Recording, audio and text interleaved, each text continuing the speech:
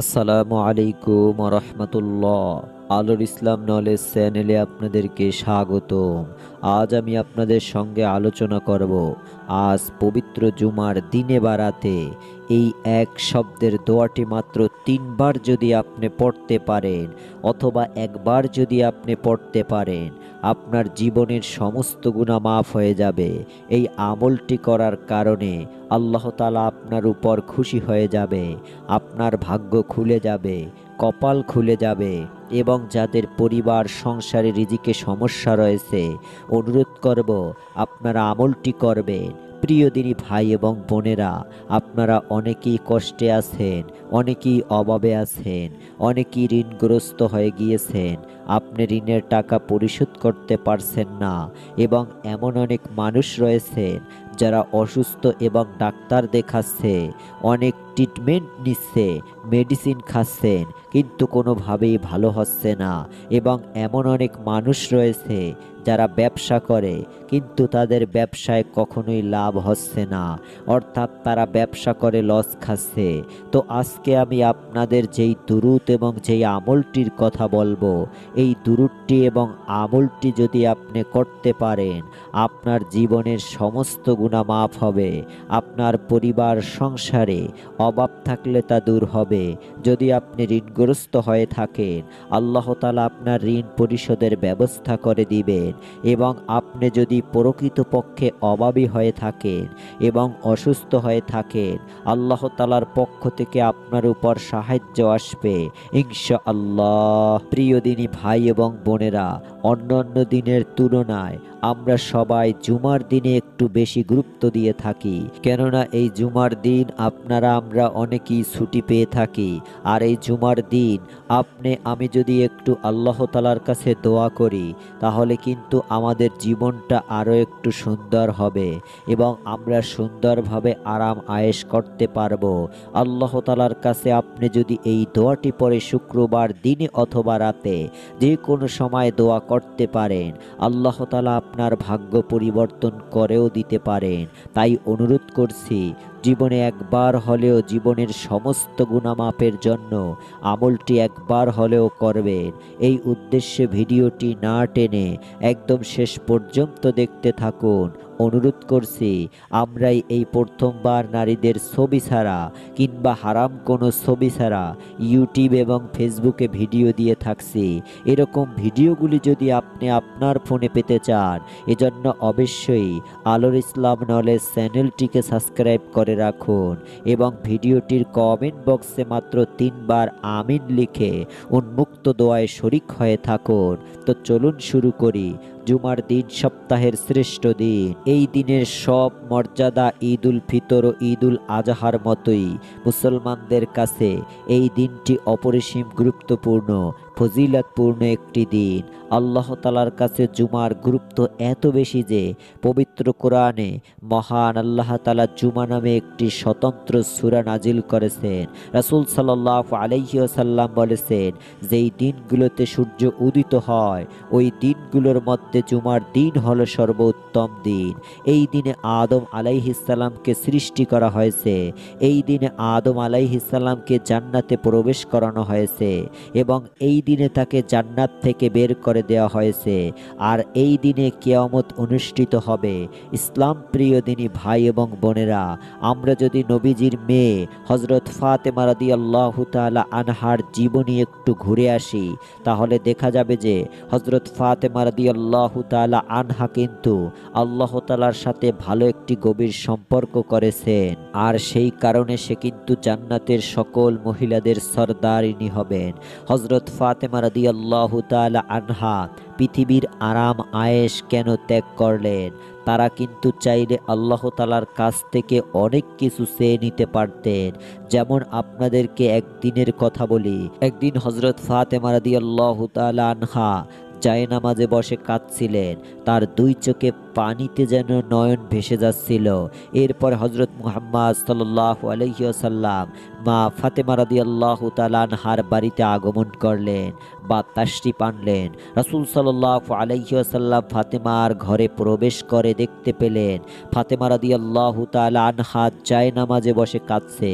তখন রাসূল সাল্লাল্লাহু আলাইহি ওয়াসাল্লাম বললেন, হে মা ফাতেমা, তুমি কেন কান্না করতেছো? তুমি তোমার জায়নামাজের কোণা উল্টে দেখো। তখন হযরত মুহাম্মদ সাল্লাল্লাহু আলাইহি ওয়াসাল্লামের কথা শুনে ফাতেমা রাদিয়াল্লাহু তাআলা আনহা জায়নামাজের কোণা উল্টে সাথে সাথে সে চমকে উঠল, কারণ জায়নামাজের নিচে ছিল অনেক স্বর্ণ অলংকার। তখন রাসূল সাল্লাল্লাহু আলাইহি ওয়াসাল্লাম বললেন, মা ফাতেমা, এই স্বর্ণ অলংকার থেকে তোমার যা ইচ্ছা তুমি নিয়ে রাখো। এই স্বর্ণ অলংকার দিয়ে তুমি এই দুনিয়ার সকল আরাম আয়েশ ভোগ করতে পারবে। তবে মনে রাখবেন, এই দুনিয়ার আরাম আয়েশ কিন্তু ক্ষণস্থায়ী, পরকালের আরাম আয়েশ কিন্তু চিরস্থায়ী। এখন তুমি ভেবে দেখো, তুমি কি স্বর্ণ অলংকার নিবে? তখন এই কথা শুনে হযরত ফাতেমা রাদিয়াল্লাহু তাআলা আনহা জায়নামাজের কোণাটা ছেড়ে দিলেন এবং বললেন, আব্বাজান, আমি এই দুনিয়ার আরাম আয়েশ চাচ্ছি না, আমি চাই আখিরাতের আরাম আয়েশ। এই দুনিয়ার কোনো কিছুই আমার প্রয়োজন নেই, আমি আখিরাতের সুখ শান্তি চাই। এই দুনিয়াতে কোনো সুখ শান্তি চাচ্ছি না। অর্থাৎ প্রিয় দিনী ভাই ও বোনেরা, এখন আমরা ফাতেমা রাদিয়াল্লাহু তাআলা আনহার জীবন থেকে ঘুরে আসলাম। এখান থেকে আমরা কি বুঝতে পারলাম? এখান থেকে আমরা এটাও স্পষ্টভাবে বুঝতে পারি যে দুনিয়ার জন্য হযরত ফাতেমা রাদিয়াল্লাহু তাআলা আনহা কিংবা নবীজির সাহাবীরা কখনোই এগুলো করার জন্য পাগল ছিল না। কারণ নবীজি সাল্লাল্লাহু আলাইহি ওয়াসাল্লাম এবং নবীজির সাহাবায়ে কেরাম রাদিয়াল্লাহু তাআলা যদি দুনিয়ার সুখ শান্তি চাইতো, তাহলে কিন্তু তারা সবচাইতে ধনী এবং সুখী ব্যক্তি থাকতো। কেননা তারা আল্লাহ তাআলার কাছে দোয়া করত, তাই আল্লাহ তাআলা তাদেরকে দিতেন। তাই আপনিও যদি আল্লাহ তাআলার কাছ থেকে কোনো কিছু চেয়ে নিতে পারেন, তাহলে অবশ্যই আল্লাহ তাআলা আপনাকে দিবেন। অর্থাৎ প্রিয় দিনী ভাই এবং বোনেরা, আল্লাহ তাআলা আদম আলাইহিস সালামকে জুমার দিনে সৃষ্টি করেছেন। এই দিনেই তাকে জান্নাতে প্রবেশ করানো হয়েছে এবং এই দিনেই তাকে পৃথিবীতে পাঠানো হয়েছে। আবারও জুমার দিনে কিয়ামত সংগঠিত হবে। এছাড়াও এই দিনের ইতিহাসেও মহত্ব কিছু ঘটনা ঘটেছে। প্রিয় দিনী ভাই এবং বোনেরা, পবিত্র কোরআনে মহান আল্লাহ তাআলা বলেন, হে মুমিনগণ, জুমার দিনে যখন নামাজের জন্য আহ্বান জানানো হয় এবং তখন তোমরা আল্লাহর স্মরণে মসজিদে এগিয়ে আসো এবং বেচাকেনা দুনিয়ার যাবতীয় কাজকর্ম ছেড়ে দাও। এটা তোমাদের জন্য কল্যাণ। যদি তোমরা জানতে, যদি তোমরা বুঝতে। সূরা জুমার 9 নম্বর আয়াতে আল্লাহ তাআলা কথাটি বলেছেন। অন্য এক হাদিসে রাসূল সাল্লাল্লাহু আলাইহি ওয়াসাল্লাম বলেছেন, মুমিনের জন্য জুমার দিন হলো সাপ্তাহিক ঈদের দিন। অর্থাৎ একজন মুমিনের জন্য জুমার দিন কতটা গুরুত্বপূর্ণ একমাত্র সেই বুঝে যে আমল করে। অর্থাৎ আপনি এক সপ্তাহে 7 দিনের ভিতরে যেই আমল করলে সওয়াব পাবেন, তা কিন্তু জুমার দিন শুধুমাত্র একবার আল্লাহ তাআলাকে ডাকার কারণে অথবা একটি দোয়া পড়ার কারণে তা কিন্তু পেয়ে যাবেন। 7 দিনের সওয়াব একটি দোয়া করার কারণে জুমার দিন পেয়ে যাবেন। তাও সারাদিন আপনাকে আমল করতে হচ্ছে না। তাছাড়া আপনারা যারা আমলের ব্যাপারে খুবই সিরিয়াস, যে আপনারা প্রতিদিন আমল করেন, তারা অবশ্যই শুক্রবার অর্থাৎ জুমার দিন একটু খেয়াল করে আমল করবেন।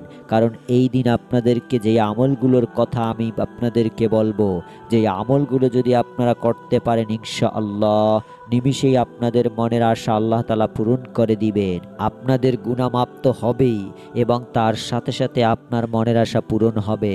আপনার পরিবার সংসারে যদি অভাব থাকে, আল্লাহ তাআলা তা পূরণ করে দিবেন ইনশাআল্লাহ।